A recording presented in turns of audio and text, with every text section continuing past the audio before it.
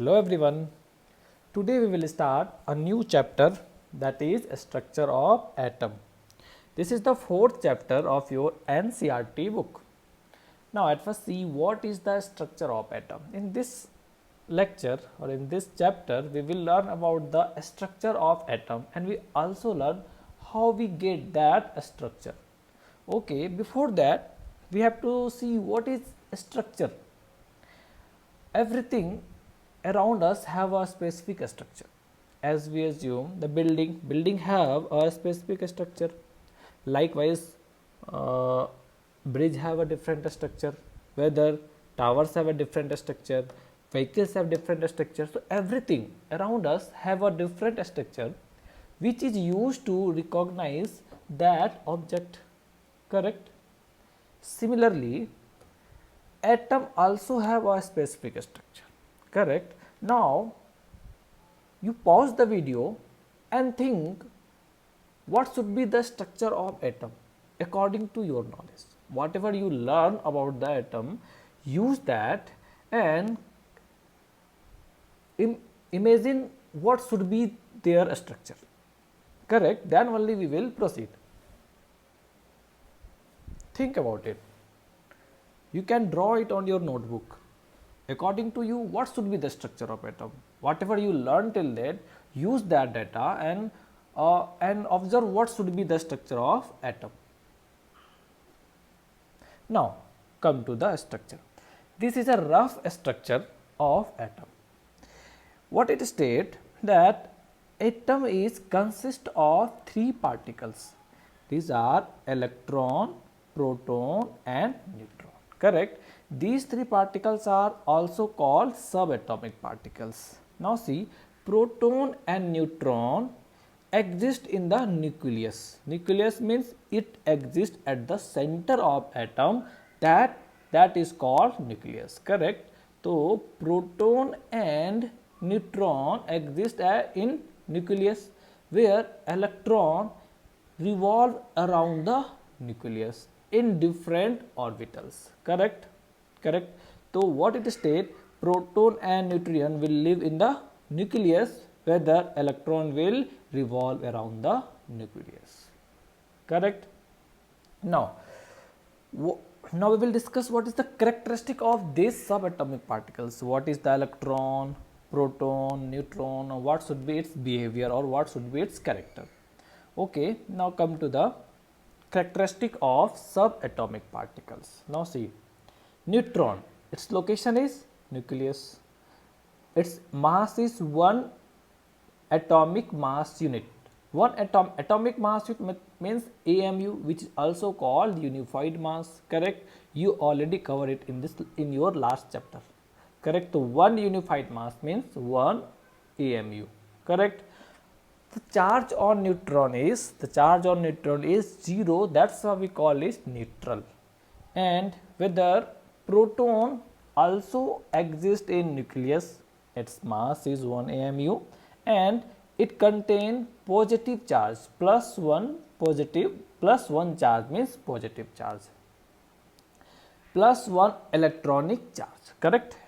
Whether electron exists in orbitals. You see, we already saw that it exists in orbital, and that orbitals are called energy level. We will learn about this in our further classes.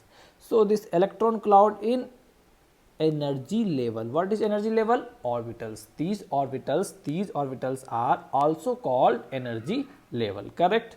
Okay. Electron cloud, what is right? Electron cloud, basically electron exists as cloud. It's not exist as simple particles or single particles, it exists as cloud. That's why we call it electron cloud. But we will only consider particles, we will not consider the cloud. Now we will consider the whole cloud like a particles. Correct? Okay. Now so we can say electron exists in energy cell, means orbital. Proton and neutron will exist in nucleus. Correct? The charge on electron is negative charge, means -1 electronic charge will be available on a electron. Correct? Okay.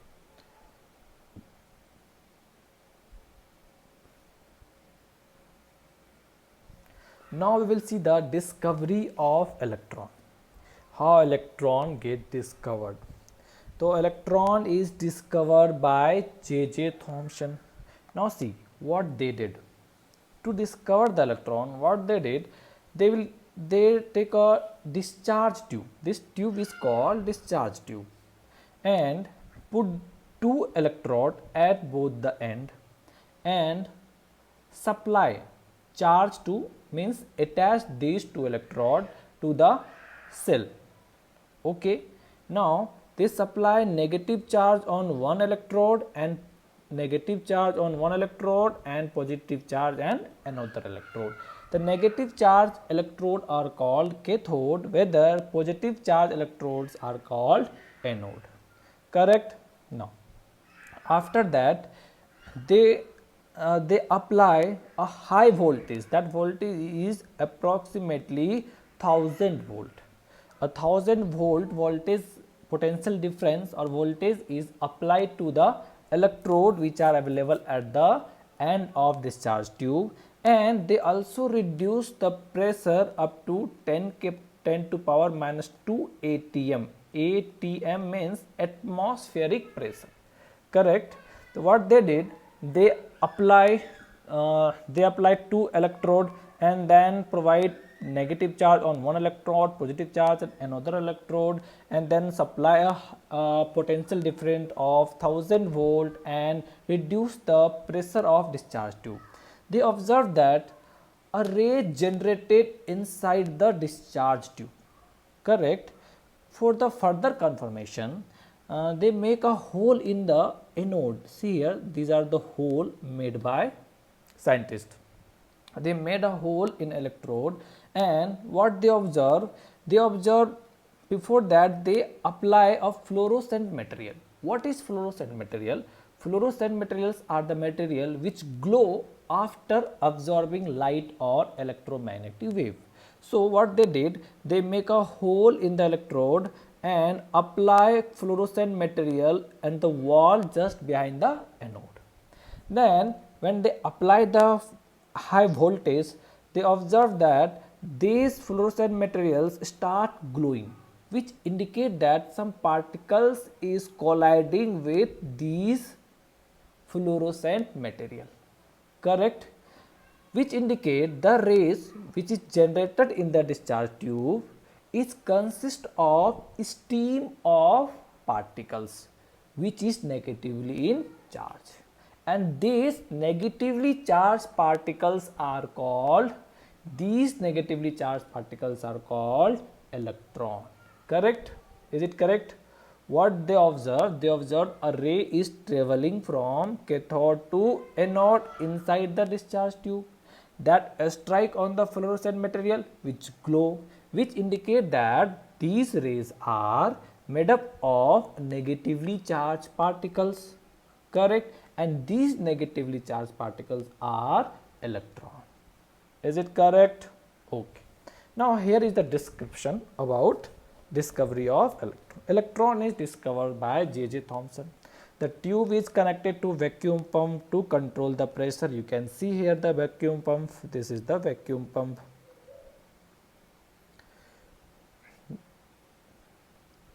When the high voltage approximately 1000 volt apply to the electrode at either end of discharge tube and pressure is reduced to 1/100 atm, and electric current flow from cathode to anode.